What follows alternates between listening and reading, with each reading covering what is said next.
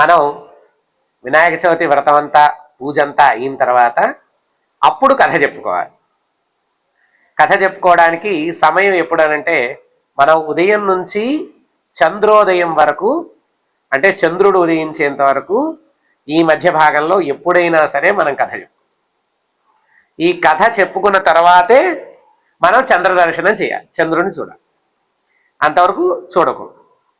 కాబట్టి మనకి చంద్రోదయం అయ్యేలోపు ఎప్పుడైనా ఈ కథ చెప్పుకొని అక్షంతలు వేసుకోవాలి. కాబట్టి అక్షంతలు పట్టుకోండి, మీరు చక్కగా మనం కథ చెప్పుకుందాం. ఒకవేళ కథ అంతా చెప్పుకోలేని వాళ్ళు ఎవరైనా ఉంటే వాళ్ళ కోసం మనం ఒక శ్లోకం చెప్పుకుందాం. ఫస్ట్ ఆ శ్లోకం మనం ఉచ్చారణ చేసిన తర్వాత మామూలుగా ఆ శ్లోకం మొత్తం చెప్పుకుంటే మనం మొత్తం కథ అంతా మనం చదివేసినట్టే లెక్క అనమాట. అది నేను ఒకసారి చెప్తాను, మీరు ఒకసారి. సింహ ప్రసేన మవధీత్ సింహో జాంబవతో హతః సుకుమారక మారోదీ తవ హ్యేష శమంతకః. ఇది శమంతకోపాఖ్యానం గురించినటువంటి కథ. పూర్వం మనం ఇప్పుడు కథ చెప్పుకుందాం. మామూలుగా ఏంటంటే అన్ని పుస్తకాల్లో ఉన్న కథ కాకుండా పూర్వం ఉన్న పుస్తకంలో ఉన్న కథ మనం ఎగ్జాక్ట్గా చెప్పుకుందాం. పూర్వం చంద్రవంశానికి చెందినటువంటి ధర్మరాజు తన జ్ఞాతులతో కలిసి సిరి సంపదలన్నీ కూడా పోగొట్టుకున్నాడు. భార్యతో తమ్ముళ్లతో కలిసి వనవాసం చేస్తూ ఉన్నాడు. ఒకనాడు నైమిషారణ్యానికి చేరుకున్నాడు. అక్కడ శౌనకాది ఋషులు అనేక పురాణ రహస్యాలు బోధిస్తున్నటువంటి సూత మహర్షిని చూశాడు. ఆయనకి నమస్కరించాడు. అయ్యా, మేము రాజ్యాధికారము, సమస్త వస్తు వాహనాలు అన్నీ పోగొట్టుకున్నాం. ఈ కష్టాలన్నీ కూడా తీరి పూర్వ వైభోగం పొందాలంటే ఏదైనా సులభమైనటువంటి వ్రతం ఏదైనా ఉంటే మాకు తెలియజేయండి అని అడిగారు. అప్పుడు సూతుడు ధర్మరాజుకి వినాయక వ్రతాన్ని చేస్తే కష్టాలన్నీ కూడా తొలగిపోతాయి, సమస్త సౌఖ్యాలు కలుగుతాయి అని ఇలా చెప్పడం మొదలుపెట్టారు. ఒకసారి కుమారస్వామి పరమేశ్వరుని దర్శించి, తండ్రి, మానవులకు ఏ వ్రతం చేయడం వల్ల వంశవృద్ధి పొంది సమస్త కోరికలు తీరి సమస్త శుభాల్ని, విజయాల్ని, వైభోగాల్ని పొందుతారో అటువంటి వ్రతాన్ని చెప్పవలసింది అని కోరాడు. అందుకు శివుడు, నాయన, సర్వ సంపత్కరము, ఉత్తము, ఆయుష్కామ వృద్ధి ప్రదము అయినటువంటి వినాయక వ్రతం అనేటటువంటి ఒక వ్రతం. దీన్ని భాద్రపద శుద్ధ చవితి నాడు ఆచరించాలి. ఆ రోజు ఉదయమే నిద్రలేచి స్నానం చేసి నిత్యకర్మాలన్నీ నెరవేర్చుకుని తమ శక్తి మేర బంగారంతో గాని, వెండితో గాని, మట్టితో గాని వినాయకుడి బొమ్మను చేసి తమ ఇంటికి ఉత్తర దిక్కులో మండపాన్ని నిర్మించి బియ్యం పోసి అనంతరం దాని మీద అష్టదళ పద్మాన్ని ఏర్పరిచి అందులో గణేష ప్రతిమని ప్రతిష్ఠించాలి. అనంతరం శ్వేత గంధాక్షతలు, పుష్పాలు, పత్రాలతో, అంటే ఇందా చెప్పా కదా 21 రకాల పత్రాలతో, ధూపదీప నైవేద్యాలతో, వెలగా, నేరేడు, చెరుకు మొదలైన ఫలాలతో చక్కగా స్వామివారికి నివేదన చేయాలి. నృత్యగీత వాద్యాలతో, పురాణ కథనాలతో పూజ ముగించాలి. యథాశక్తిగా వేద విధులైనటువంటి బ్రాహ్మణులకు దక్షిణ తాంబూలాలు ఇవ్వాలి. బంధుజనంతో కలిసి భక్ష్యభోజ్యాదులు భోజనం చేయాలి. మరునాడు ఉదయం కూడా నిత్యకర్మాలు నెరవేర్చుకుని గణపతి పునఃపూజ చేసి విప్రులకి దక్షిణ తాంబూలాలు ఇచ్చి తృప్తి చేయాలి. ఈ విధంగా ఎవరైతే వినాయక వ్రతాన్ని ఆచరిస్తారో వాళ్ళకి గణపతి ప్రసాదం వల్ల సకల కార్యాలు సిద్ధిస్తాయి. అన్ని వ్రతాల్లోకి అత్యుత్తమమైనటువంటి ఈ వ్రతం త్రిలోక ప్రసిద్ధమైనటువంటి దేవముని గంధర్వాదులందరి చేత కూడా ఆచరింపబడింది అని చెప్పి పరమేశ్వరుడు కుమారస్వామికి చెప్పాడు. కనుక ధర్మరాజా, నువ్వు కూడా ఈ వ్రతాన్ని ఆచరించినట్లయితే నీవు శత్రువుల నుంచి జయం పొంది సమస్త సుఖాలు పొందుతావు. గతంలో విదర్భ యువరాణి అయినటువంటి దమయంతి కూడా ఈ వ్రతాన్ని ఆచరించి నలుణ్ణి వివాహం చేసుకుందనమాట అని చెప్పితే అప్పుడు కుమారస్వామి అడిగా, ఏంటంటే, స్వామి, జనులందరి కోసం అసలుకు వినాయక ఉత్పత్తి, శమంతకోపాఖ్యానం ఇదంతా కూడా మాకు తెలియజేయండి అని అడిగారు. అది తెలుసు కదా మామూలుగా కుమారస్వామికి అంతా ఎలా తెలుస్తుంది, ఆయన పుట్టలేదు కాబట్టి ఆయనకి తెలియదు. కాబట్టి వినాయక ఉత్పత్తి అంతా కూడా మనం తెలియజేసుకుంటున్నాం. ఒకానొకప్పుడు గజముఖం కలిగినటువంటి ఒక రాక్షసుడు ఉండేవాడు. ఆయన పేరు గజాసురుడు. ఆయనకి శివుడంటే మహాభక్తి. ఆయన ఒకనాడు శివుడు కోసం ఘోరమైనటువంటి తపస్సు చేశాడు. తపస్సు చేస్తే అప్పుడు శివుడు ప్రత్యక్షమయ్యాడు. శివుడు భక్త సులభుడు. అలా అడగంగానే వచ్చేస్తాడు. రాగానే ఈయన అన్నాడు కదా, స్వామి నిన్ను విడిచిపెట్టి నేను ఉండలేకపోతున్నాను, కాబట్టి నువ్వు ఎల్లప్పుడూ కూడా నా కడుపులో ఉండిపో, నేను నిన్ను నా కడుపులోనే అభిషేకం చేసుకుంటా, అర్చన చేసుకుంటాను అని చెప్పి అడిగాడు. సరే, భక్తుడు ఏమడిగితే అది ఇచ్చేసేటటువంటి ఆలోచన ఉన్నటువంటి పరమశివుడు ఏం చేశాడంటే చక్కగా గజాసురుడి యొక్క కడుపులోకి వెళ్ళిపోయాడు. వెళ్ళిపోతే ఎన్ని లోకాలు చూసినా పార్వతీదేవికి శివుడు కనిపించకపోవడంతో సరే మొత్తం వెతికితే ఆవిడికి ఆ గజాసురుడి యొక్క కడుపులో ఈయనున్నాడు అన్న విషయం తెలుసు. తెలియంగానే వెంటనే విష్ణుమూర్తిని ప్రార్థన చేశారు. విష్ణుమూర్తి ప్రత్యక్షమయ్యారు. అన్నగారు, పూర్వం భస్మాసురుడి బారి నుంచి నా యొక్క భర్తను రక్షించారు, అలాగే ఇప్పుడు కూడా గజాసురుడి దగ్గర నుంచి కూడా నన్ను రక్షించండి, నా భర్తను రక్షించండి అనగానే వెంటనే ఆయన బ్రహ్మని, నారదుడు మొదలైనటువంటి మునుల్ని, నందిని, అలాగే వీళ్ళందరినీ కూడా తీసుకుని చక్కగా సన్నాయి మేళం అంటే చిరతలు కొడుతూ, ఒకళ్ళు ఏమో సన్నాయి ఊతూ, ఈ నందినేమో గంగిరెద్దుగా అలంకరించి ఈ గజాసురుడి యొక్క పురానికి వెళ్ళి వీళ్ళు చిరతలు వాయిస్తూ బూర వాయిస్తూ నందిని రకరకాలుగా విన్యాసాలుగా ఆడించారు. అదంతా పురంలో జరుగుతూ ఉంటే తెలుసుకుని గజాసురుడు కూడా అంతఃపురానికి పిలిపించుకుని అక్కడ కూడా వీళ్ళ యొక్క విన్యాసం అంతా కూడా చూశారు. చూసి ఆయనకి బాగా ఆనందం కలిగి మరి రాజు కదా సహజంగా ఏమంటాడు, నీకేం కావాలో కోరుకో ఇచ్చేస్తాడు. ఆయన కూడా అదే దాంతో నీకేం కావాలో కోరుకో ఇచ్చేస్తాడు. అనగానే వెంటనే ఆయన అన్నాడు కదా విష్ణుమూర్తి, ఆయన ఈ యొక్క వృషభం ఏదైతే ఉందో అది మామూలు వృషభం కాదు, ఈయన సాక్షాత్తు నంది, కాబట్టి ఆయనకి శివుడు కావాలి, కాబట్టి శివుడిని ఇచ్చేసేయాలి. అనగానే గజాసురుడు అనుకున్నాడు కదా, ఇంకా నాకు అంత్యకాలం సమీపించిందని చెప్పి కడుపులో ఉన్నటువంటి ఆ పరమశివుడిని ప్రార్థన చేశాడు. ఏంటంటే నా యొక్క చర్మాన్ని నువ్వు ఎప్పుడూ ధరించి ఉండాలి, అలాగే నా శిరస్సు త్రిలోక పూజ్యం అవ్వాలి అనుకోరు. ఆయన తథాస్తు అని చెప్పాడు. వెంటనే నందొచ్చి తన కొమ్ములతో గజాసురుడి యొక్క ఉదరాన్ని చీల్చేయంగానే శివుడు బయటకు వచ్చేసాడు. రాగానే విష్ణుమూర్తి అన్నాడు కదా, ఆయన దుష్టులకి ఎప్పుడూ కూడా వరాలు ఇవ్వకూడదు, లోకానికి మంచిది కాదు అని చెప్పారు. సరే, ఈయన నందిరెక్కి కైలాసానికి బయలుదేరు. సరే, శివుడు వస్తున్నాడు అన్న విషయం పార్వతీదేవికి తెలుసు. సరే, వెంటనే ఆవిడ చక్కగా అభ్యంగర స్నానం, చక్కగా దాన్ని ఏమంటారు, నలుగు పెట్టుకుని చక్కగా ఆ నలుగంతా ఒలిస్తే ఆ పొట్టు రాలింది కదా, ఆ పొట్టుతో ఒక బాలకుడి రూపాన్ని తయారు చేసి శక్తి అనేటటువంటి ఆయుధాన్ని అతనికి ఇచ్చి ఆ బొమ్మకి ప్రాణం పోసి ఆ ఆయుధాన్ని ఇచ్చి, కుమార నువ్వు నేను స్నానం చేసి వచ్చేంత వరకు బయట నా కాపలాగా ఉండు, ఎవరిని కూడా లోపలికి పంపించకు అని చెప్పి ఆవిడ స్నానానికి. ఈ లోపు నందినికి శివుడు రానే వచ్చాడు. రాగానే ఈ బాలకుడు అడ్డగించాడు. నాయన, నేనే బాబు ఈ కైలాసానికి అధిపతిని, నన్ను లోపలికి పంపించండి. నాకు మా అమ్మ చెప్పలేదు కాబట్టి నేను పంపించను. సరే, ఆయన ఏదో అన్ని విధాలుగాను చెప్పి చూశాడు, వినలేదు. వినకపోవడంతో కోపం వచ్చి ఆ యొక్క బాలకుడికిను శివుడికి మధ్యలో చాలా పెద్ద యుద్ధం జరిగింది. ఆ యుద్ధంలో శివుడు తన త్రిశూలంతో ఆ బాలకుడి యొక్క శిరస్సుని ఖండించాడు. ఆ యొక్క శిరస్సు ఎక్కడో పడిపోయింది. సరే, ఈయన లోపలికి వెళ్ళిపోయాడు. ఈ లోపు ఆవిడ స్నానం చేసి బయటకు వచ్చిన తర్వాత వీళ్ళిద్దరూ కూడా ఏవో ముచ్చట్లు చెప్పుకుంటూ ఉన్నారు. ఈ మధ్యలో ఈ బాలకుడి యొక్క ప్రస్తావన రాగానే అమ్మవారంది, నేనే ప్రాణం పోసింది, మన కుమారుడు వాడు, ఆ పిల్లవాడిని మీరు ఎలాగైనా సరే బతికించాల్సిందే అని చెప్పి పట్టుబడి.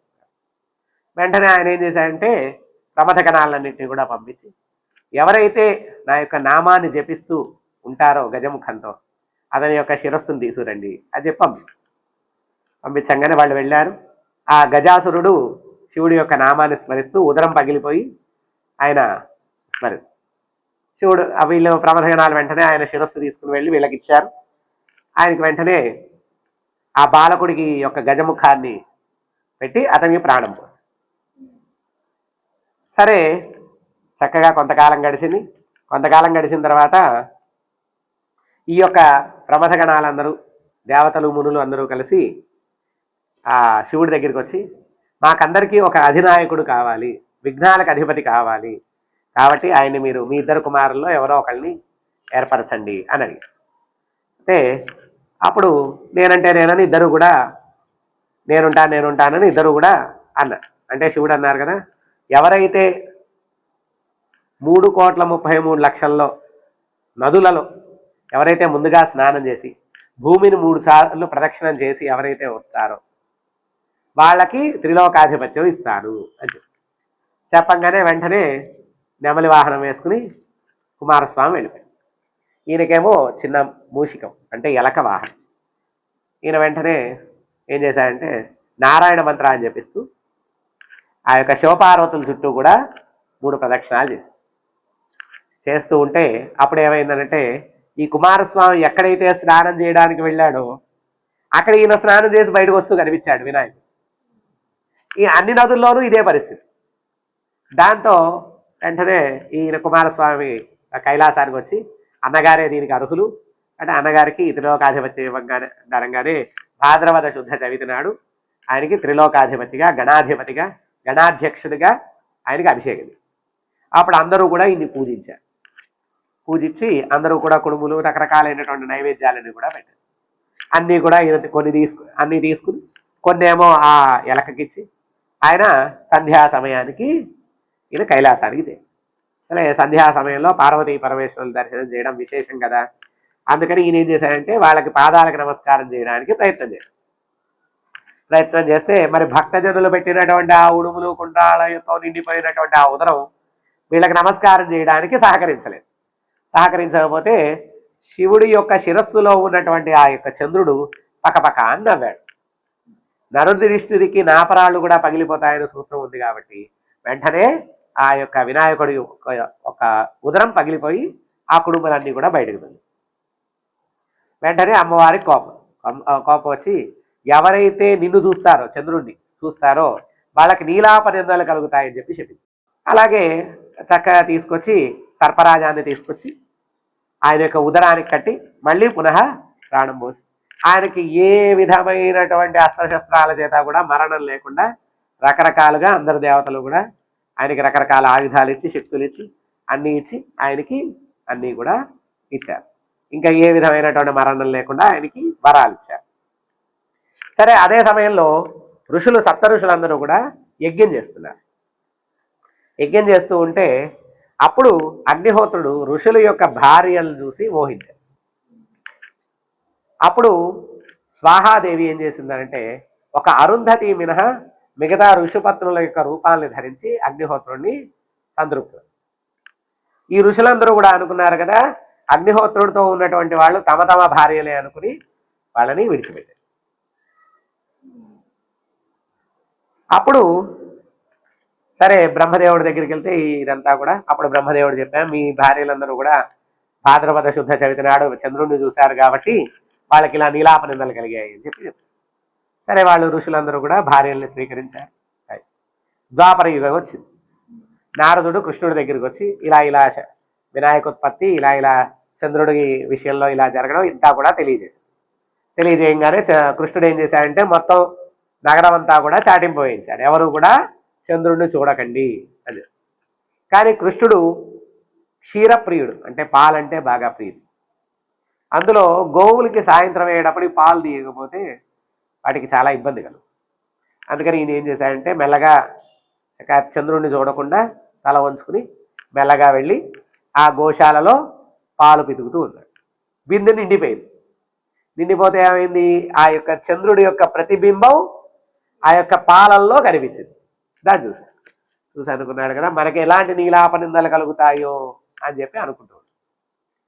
సత్రాజిత్తు అనేటటువంటి ఒక రాజు, ఆయన సూర్యుడి కోసం ఘోర తపస్సు చేస్తే సూర్యుడు ప్రత్యక్షమయ్యి శమంతకమణి అనేటటువంటి ఒక మణిని ఇచ్చాడు. అది రోజుకి 7 బారుల బంగారాన్ని ఇస్తున్నాడు. సరే ఆయన తీసుకొస్తే ఓ రోజు కృష్ణుడి దర్శనానికి వచ్చాడు. వస్తే కృష్ణుడు అన్నాడు కదా నాయన నీ దగ్గర ఉంటే ఉపయోగం ఉంది, చక్కగా మన రాజుగారికి ఇచ్చామంటే ఆయన అన్ని రాజ్యాలని కూడా సస్యశ్యామలం చేస్తారు అని చెప్తే సత్రాజిత్ అన్నాడు కదా నేను ఇవ్వను, నాకు ఇచ్చే అభిప్రాయం లేదు. కృష్ణుడు కూడా వదిలేశాడు. సత్రాజిత్తు తమ్ముడు ప్రసేనజిత్ అని ఒకడు ఉన్నాడు. సత్రాజిత్తు ఒకనాడు ఏదో పని మీద కార్యాంతరంలో వేరే దేశానికి వెళ్ళాడు. ఈ ప్రసేనజిత్తు ఏం చేశాడంటే ఈ శమంతక మణిని మెళ్ళలో వేసుకుని వేటకు వెళ్ళాడు. వేటకు వెళ్తే అక్కడ సింహము ఈ యొక్క ప్రసేనజిత్తు మెళ్ళలో ఉన్నటువంటి ఆ యొక్క శమంతక మణిని ఏదో మాంసఖండం అనుకుని ఆయన మీద పడి అతన్ని సంహరించేసి ఆ మణిని తీసుకుని నోట కరుచుకుని వెళ్తుంది. ఎలుగుబంటి రూపంలో ఉన్నటువంటి జాంబవంతుడు ఈ యొక్క సింహం నోట్లో ఉన్నటువంటిది శమంతక మణి అనేటటువంటి ఓ మణి అని గుర్తించి ఆయన వెంటనే సింహాన్ని సంహరించి ఆ మణిని తీసుకుని వెళ్ళి తన కుమార్తె అయినటువంటి జాంబవతికి ఇచ్చాడు. ఇదంతా తెలియనటువంటి సత్రాజిత్ ఏమన్నా అంటే వచ్చేటప్పటికి శమంతక మణి లేకపోవడంతో ఈయన ఆ కృష్ణుడు ఈ యొక్క శమంతక మణిని అపహరించాడు అని చెప్పి నిందవేడు. ఇదంతా ఆ నోటా ఈ నోటా పాకి కృష్ణుడి వరకు చేరింది. కృష్ణుడు ఏం చేశాడంటే సరే ఇదంతా ఏమిటో తెలుసుకుందామని చెప్పి ఆయన కొంత మంది మార్బలంతా వచ్చి అడవికి వెళ్ళి ఆ ప్రసేనజిత్తు ఎక్కడైతే చనిపోయాడో ఆ ప్రదేశానికి వెళ్ళి అక్కడి నుంచి ఇక సింహం గుర్తులతో మనం ఇందాక శ్లోకం చెప్పుకున్నది అదే సింహ ప్రసేన అవధి అదంతా. ఎందుకంటే సింహం గుర్తులు వెతుక్కుంటూ వెళ్ళి అక్కడ జాంబవంతుడి సింహాన్ని సంపేసినటువంటి ప్రదేశానికి వెళ్ళి అక్కడ నుంచి జాంబవంతుడి యొక్క కాలి గుర్తులు వెతుక్కుంటూ వెళ్ళి ఆ యొక్క జాంబవంతుడి గుహకు వెళ్ళాడు. వెళ్తే ఆ శమంతకమణి ఏదో ఆట వస్తువు అనుకుని జాంబవతి ఆడుకుంటూ ఉంది. ఈ మంది మార్బలం రావడంతో ఆవిడ గట్టిగా అరిచింది. ఆ చూసి జాంబవంతుడు వచ్చాడు. ఆ కృష్ణుడికి జాంబవంతుడికి మధ్యలో చాలా రోజుల పాటు ఘోరమైనటువంటి యుద్ధం జరిగింది. ఆ యుద్ధంలో జాంబవంతుడు చాలా నీరసించిపోయి నాయన నేను ఆ యొక్క త్రేతాయుగంలో రాముడితో యుద్ధం చేస్తానని చెప్పి వరం కోరాను కాబట్టి నువ్వు ఇప్పుడు కృష్ణావతారంలో నాతో యుద్ధం చేసి ఆ యొక్క కోరికను తీర్చాం కాబట్టి ఈ యొక్క బడితో పాటు నా కుమార్తె అయినటువంటి జాంబవతిని కూడా నువ్వు వివాహం చేసుకో అని చెప్పి జాంబవతినిచ్చి ఆ మణించి అడిగి ఆ మణిని తీసుకెళ్లి సత్రాజిత్తుకి ఇచ్చాడు. సత్రాజిత్తుకి ఇస్తే సత్రాజిత్తు చాలా బాధపడ్డాడు. బాధపడి నేను అనవసరంగా కృష్ణుడి మీద నీలాపనిందలు చెల్లాను కాబట్టి నా యొక్క కుమార్తె అయినటువంటి సత్యభామను నీకు ఇచ్చి వివాహం చేస్తాను. సత్యభామనిచ్చి వివాహం. ఇదంతా చూసినటువంటి దేవతలు మునులు ఋషులు అన్నారు కదా, స్వామి నువ్వైతే దైవ స్వరూపుడివి కాబట్టి నువ్వు ఈ నీలాపనిందలన్నీ కూడా తప్పించుకున్నావు, కానీ మనుషులు ఈ నీలాపనిందలన్నీ కూడా ఎలా తప్పించుకుంటారు అంటే దానికి ఏదైనా ఉపాయం చెప్పండి అని చెప్పి కోరుకుంటే ఆయన అన్నారు కదా, ఎవరైతే భాద్రపద శుద్ధ చవితి నాడు వినాయక వ్రతాన్ని ఆచరించి వినాయక ఉత్పత్తి శమంతకోపాఖ్యానం ఇవన్నీ కూడా ఎవరైతే కథను విని అక్షంతలు వేసుకుంటారో వాళ్ళు చంద్రుణ్ణి చూసినా కూడా నీలాపనింద పొరపాటున చూసినా కూడా, కావాలని చూడటం కాదు, పొరపాటున చంద్రుణ్ణి చూసినా ఆ దోషం వాళ్ళకి రాదు అని చెప్పి ఆ యొక్క కృష్ణుడు వాళ్ళకి అనుగ్రహించాడు. ఇదంతా కూడా కుమారస్వామికి శివుడు చెప్పాడు. ఈ కథ అంతా కూడా ధర్మరాజుకి సూత మహర్షి తెలియజేశాడు. అథ కథా సమాప్త. అక్షతలు స్వామివారి దగ్గర వేసి మీరు కాసిన వేసుకోండి.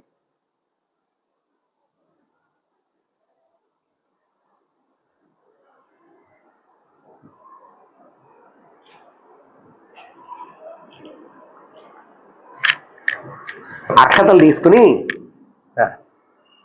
తీసుకోండి. అమ్మ నీళ్లు వేయి తల్లి. అనేనా చెప్పండి. అనేనా వినాయక వ్రత పూజనేన భగవాన్ సర్వాత్మక సర్వం శ్రీ గణేశ పాదారవింద అర్పణం అస్తు. లెంపలు వేసుకోండి. అపరాధ సహస్రాన్ని క్రియంతే హనుషమ్మయ్య పుత్రోయమితి మమ్మత్త క్షమస్వ గణనాయక సర్వాపరాధాం క్షమ గణపతి ప్రసాదం శిరసా గృహామి. అమ్మాయికి గణపతి ప్రసాదం శిరసా గృహామి.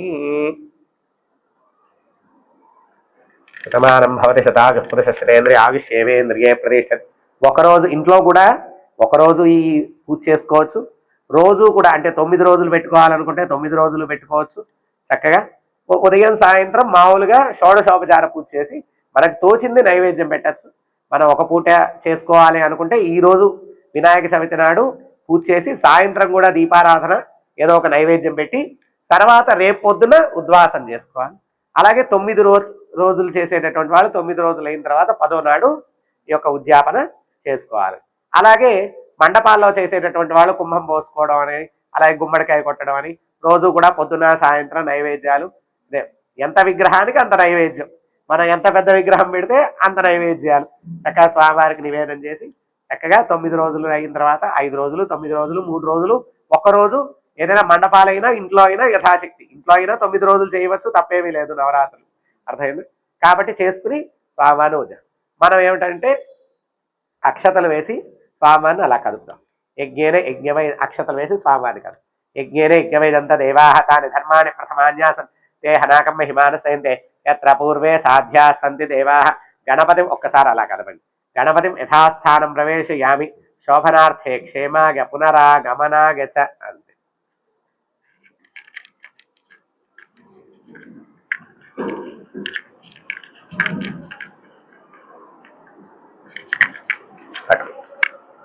यो वेदां ब्रह्मणो वेदामृतेनावृतां पुरीं तस्मै ब्रह्म च ब्रह्मा च आयुः कीर्तिं प्रजां ददुः भागधेयेनैवैनं प्रणयति ब्राह्मण आरुषेयमुद्धरेत् ब्राह्मणो वै सर्वा देवताः सर्वाभिरेवैनं देवताभिरुद्धरति यावदेर्वै देवतास्ताः सर्वा वेदविधि ब्राह्मणे वसन्ति तस्मात् ब्राह्मणेभ्यो वेदविद्भ्यो दिवे दिवे नमस्कुर्यान्ना श्रीलङ्की ईर्तये देता एव देवताः प्रीणाति पर्याप्त्यानन्तरायाय सर्वस्तोमोति रात्रौ तममहर्भवति सर्वस्याप्त्यै सर्वसेत्यै सर्वमेव तेन आप्नोति सर्वं जयति शतमानं भवति शतायुः पुरुषः शतेन्द्रिय आयुष्येवेन्द्रिये प्रतिष्ठे దంపత్యోః వినాయక స్వామి అనుగ్రహ ప్రసాద సిద్ధిరస్తు తథాస్తు. అందరూ కూడా భక్తజనులందరూ కూడా చక్కగా ఈ సశాస్త్రీయమైనటువంటి ఈ యొక్క పూజా విధానాన్ని చూసి చక్కగా మీ ఇంట్లో కూడా ఈ రికార్డుని పెట్టుకుంటూ చక్కగా మీరు ఈ పూజా విధానాన్ని అవలంబిస్తూ వినాయక చవితి నాడు ఈ యొక్క పూజను చేసి స్వామివారి యొక్క కృపా కటాక్ష వీక్షణాలకి అందరూ పాత్రలు కావాల్సిందిగా కోరుకుంటున్నాం. జై గణేశ.